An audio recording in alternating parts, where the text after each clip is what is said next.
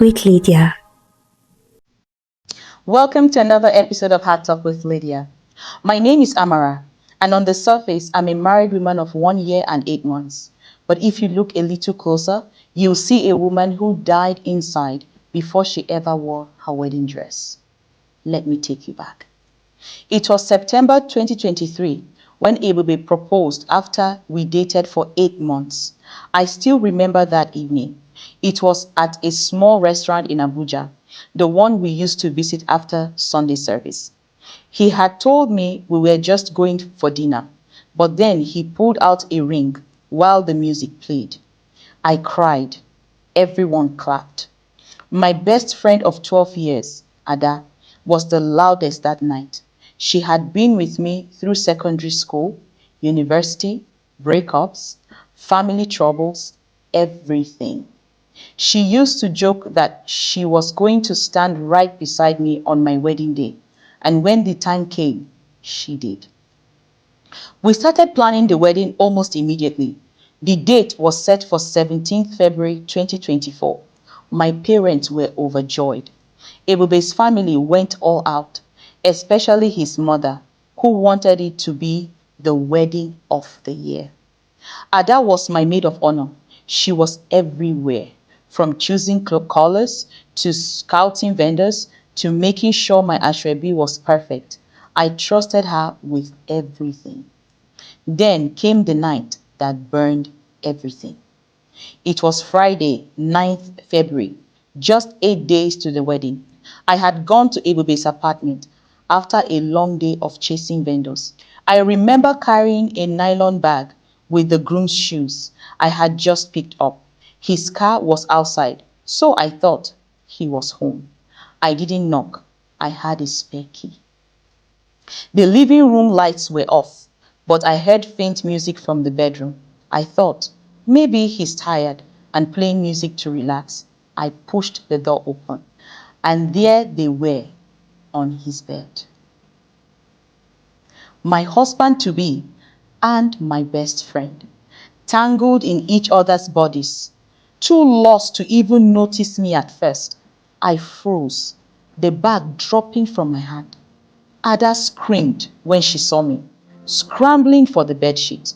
Ebube stammered, trying to cover himself, his face as pale as chalk. I didn't shout. I didn't cry. I just stood there, feeling my whole world collapse in one moment. I couldn't just believe my eyes. The man I was supposed to marry in 8 days, the friend who had been planning the wedding with me, both of them betraying me in the worst possible way. After like 30 minutes of silence, I drove home.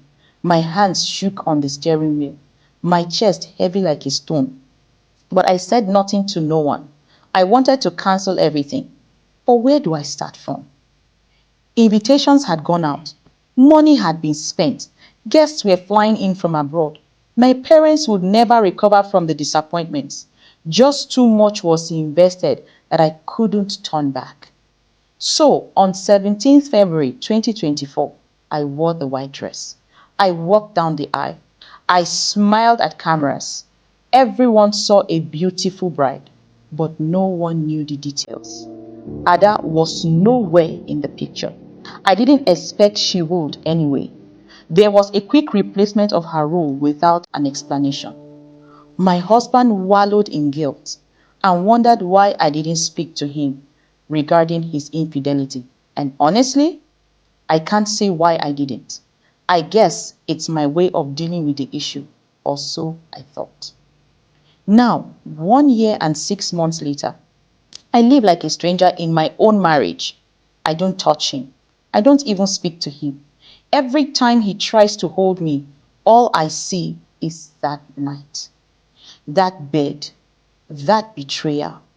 And Ada, she disappeared from my life before the wedding, but the wound she left still bleeds. We hadn't had sex since we got married. He has begged severally, but I just can't go past that night. I hate him. I hate everything connected to him. I don't even care if he eats or sleeps or sees other women. or even breathes. I fear the impact his infidelity has on me. I don't care about the marriage, and I don't mind if it ends. At this point, I don't know if I would say I need a therapist or a counselor or even prayers. I can't say for sure if my silence created the greatest harm. Would I have felt better if I had opened up to someone? I'm just living my life and him living his. I don't think it's right, but I don't know what to do. That's a lot to deal with. So, but the first step to healing is to first speak up. You need to speak to someone. You need to let go of the burden. You need to speak to someone to unburden yourself. If you have to speak with a therapist, please do so. If you have to see a counselor together with your husband, please do so. But you need to speak with someone to let go of what you have been carrying in you for a year and 6 months. Secondly, unforgiveness is something that has a negative impact on you as an individual. It's just like you taking poison and expecting someone else to die from it. You need to let go. Make a conscious effort to forgive. I mean, if your husband is asking you to forgive him and you see that he's remorseful and you see that he's willing to change, why not forgive him? Forgive him, let go of the pain so you too can have peace. So guys, we have come to the end of another episode of Hearts Up with Lydia. If you have any stories or concerns you want to share, slide into my DM and let's talk.